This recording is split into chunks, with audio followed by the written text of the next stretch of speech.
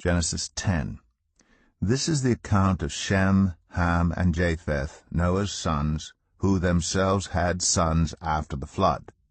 The sons of Japheth, Gomer, Magog, Madai, Javan, Tubal, Meshech, and Tiras.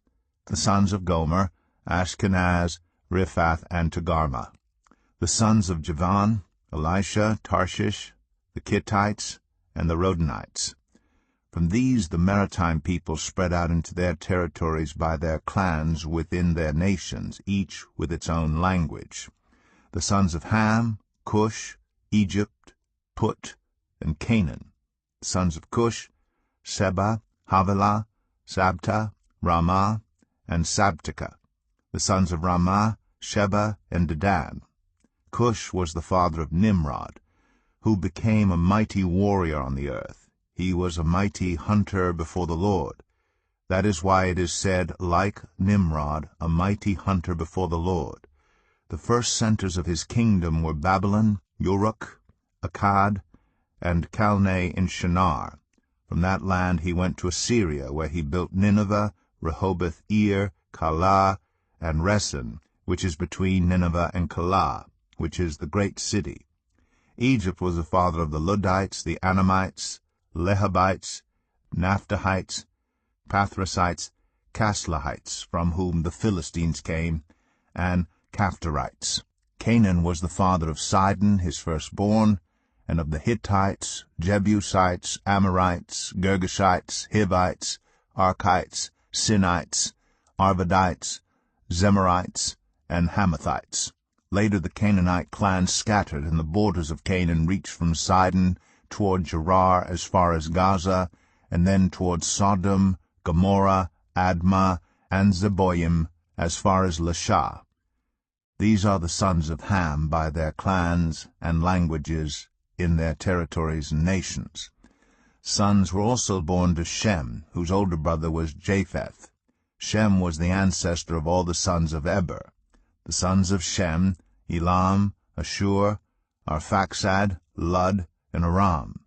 The sons of Aram, Uz, Hul, Gether, and Meshech. Arphaxad was the father of Shelah, and Shelah the father of Eber. 2 sons were born to Eber. One was named Peleg, because in his time the earth was divided. His brother was named Joktan. Joktan was the father of Almadad, Shalef, Hazarmaveth, Jerah, Adoram, Uzal, Diklah, Obal, Abimael, Sheba, Ophir, Havilah, and Jobab. All these were sons of Joktan. The region where they lived stretched from Mesha towards Saphar, in the eastern hill country. These are the sons of Shem by their clans and languages in their territories and nations. These are the clans of Noah's sons, according to their lines of descent within their nations. From these the nations spread out over the earth after the flood. Genesis 11. Now the whole world had one language and a common speech. As people moved eastward, they found a plain in Shinar and settled there.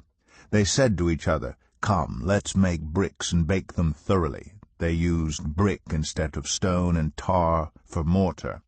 Then they said, "Come, let us build ourselves a city with a tower that reaches to the heavens, so that we may make a name for ourselves. Otherwise we will be scattered over the face of the whole earth."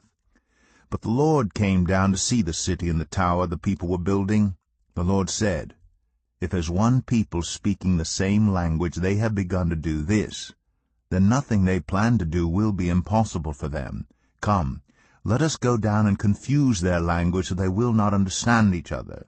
So the Lord scattered them from there over all the earth, and they stopped building the city. That is why it was called Babel, because there the Lord confused the language of the whole world. From there the Lord scattered them over the face of the whole earth. This is the account of Shem's family line. 2 years after the flood, when Shem was 100 years old, he became the father of Arphaxad. And after he became the father of Arphaxad, Shem lived 500 years and had other sons and daughters. When Arphaxad had lived 35 years, he became the father of Shelah. And after he became the father of Shelah, Arphaxad lived 403 years, and had other sons and daughters. When Shelah had lived 30 years, he became the father of Eber. And after he became the father of Eber, Shelah lived 403 years, and had other sons and daughters. When Eber had lived 34 years, he became the father of Peleg.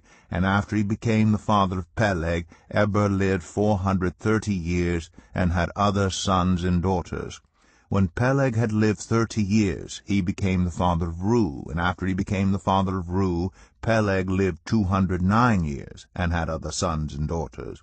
When Reu had lived 32 years, he became the father of Serug. And after he became the father of Serug, Reu lived 207 years, and had other sons and daughters. When Serug had lived 30 years, he became the father of Nahor. And after he became the father of Nahor, Serug lived 200 years, and had other sons and daughters. When Nahor had lived 29 years, he became the father of Terah.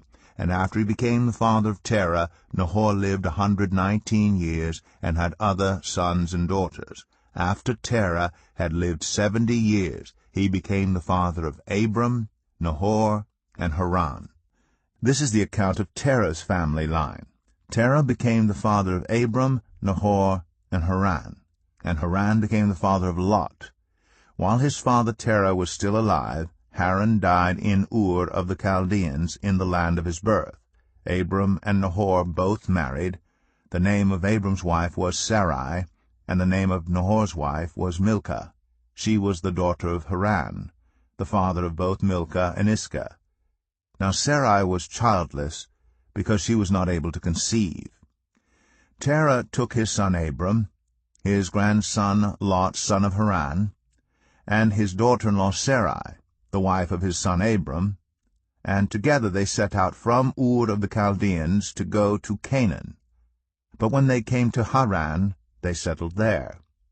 Terah lived 205 years, and he died in Haran. Genesis 12. The Lord had said to Abram, "Go from your country, your people, and your father's household, to the land I will show you. I will make you into a great nation, and I will bless you.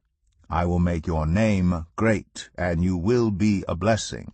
I will bless those who bless you, and whoever curses you I will curse. And all peoples on earth will be blessed through you." So Abram went, as the Lord had told him, and Lot went with him.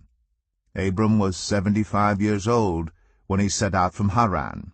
He took his wife Sarai, his nephew Lot, all the possessions they had accumulated,